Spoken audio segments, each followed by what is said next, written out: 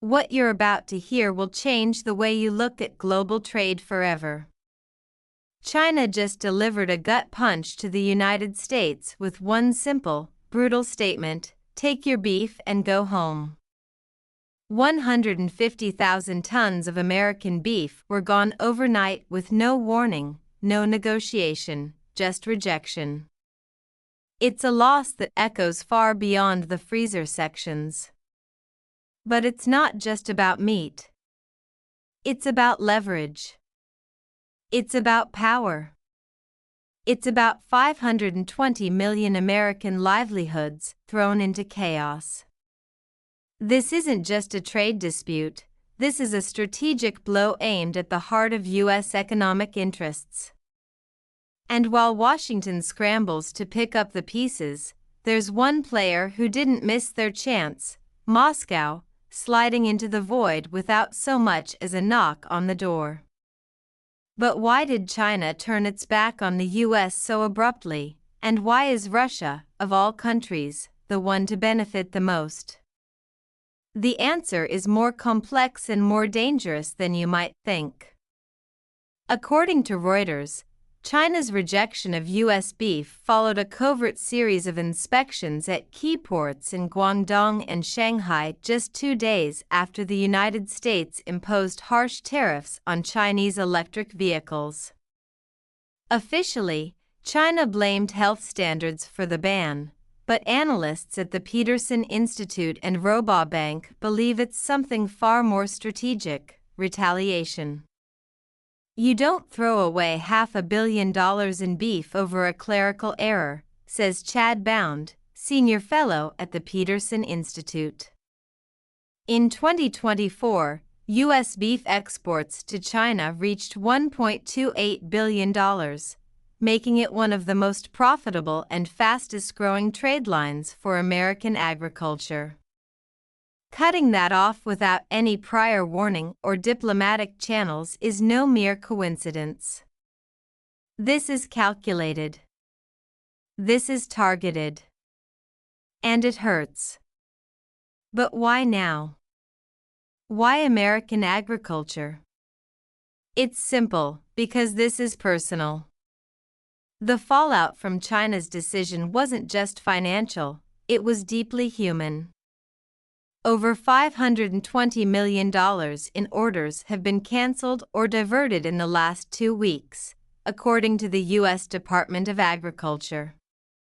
Ranchers in Texas, Kansas, and Nebraska, who produce over 70% of the U.S. beef exported to China, are left with full inventories and no buyers. Clayton Ree, a Nebraska cattle producer, is now staring down a $4 million contract in limbo.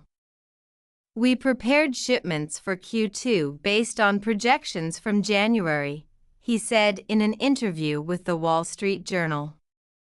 Now we're selling at a loss to domestic buyers who won't even touch those volumes. The USDA reported that wholesale beef prices dropped 7.3% between March 5th and March 18th, a direct result of the oversupply caused by China's rejection. China was our growth frontier, said Ethan Lane, president of the American Cattlemen's Association. Losing them throws years of investment off course. But it's not just ranchers who are feeling the blow. Downstream industries, feed suppliers, truckers, cold chain logistics are facing layoffs. The ripple effect is devastating, and it's only the beginning.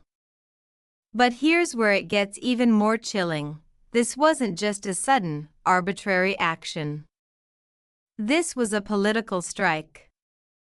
The roots of this escalation stretch back to February 2025, when President Trump, in his second term, imposed 25% tariffs on $38 billion worth of Chinese electric vehicles, batteries, and rare earth components, citing national security concerns and unfair competition. Trump took aim at China's technological ambitions. Beijing wasted no time retaliating. Within 72 hours, China launched a covert disruption of U.S. beef imports. They framed it as a quality control issue, but the numbers don't lie. Rejection rates of U.S. meat products spiked 430% compared to January. This wasn't random enforcement. It was a calculated campaign. A spokesperson for China's Ministry of Commerce stated that imports must meet our safety standards regardless of origin, but in the background, state media published op-eds linking agricultural dependence to geopolitical vulnerability, positioning American agriculture as a critical weakness. Wendy Cutler, vice president at the Asia Society Policy Institute, put it bluntly: Trump hits their tech, they hit his voter base, with farm states playing a crucial role in Trump's re-election bid. China's move was as strategic as it was personal. They weren't just retaliating, they were sending a message to both Washington and American farmers: if you hit us, we'll hit where it hurts the most. But as the U.S. bleeds, Russia is swooping in, taking full advantage of the vacuum China's created. Russia's beef exports to China surged by 32% in the first quarter of 2025, reaching 38,000 tons, more than 5 times the amount in the same quarter in 2022, according to China's General Administration of Customs. How did they move so quickly to fill the gap left by the U.S.? In 2023, Russia and China signed a bilateral agreement to establish a joint veterinary certification system, paving the way for exports from 40 Russian processing plants previously banned from the Chinese market. In November 2024, a rail corridor linking Russia's Volgograd region to Xinjiang opened under China's Belt and Road Initiative, slashing transport times by 2/3. This is no accident, says Alexei Kurikov, Deputy Minister of Agriculture. This is a result of strategic alignment and infrastructure diplomacy, but it's more than just logistics. Russia is using the yuan-ruble payment system to sidestep the risks of dollar transactions, a key sticking point in U.S.-China trade. Moscow isn't just filling a gap, they're capitalizing on a strategic opportunity. The truth is, Russia didn't just slip into China's agricultural market, they were invited. They walked through a door left wide open by American tariffs and trade policies.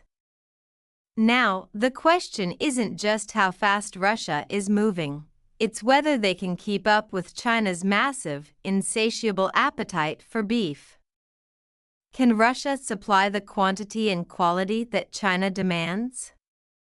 And more importantly, will the U.S. be able to reclaim its place at the table before Russia solidifies its position?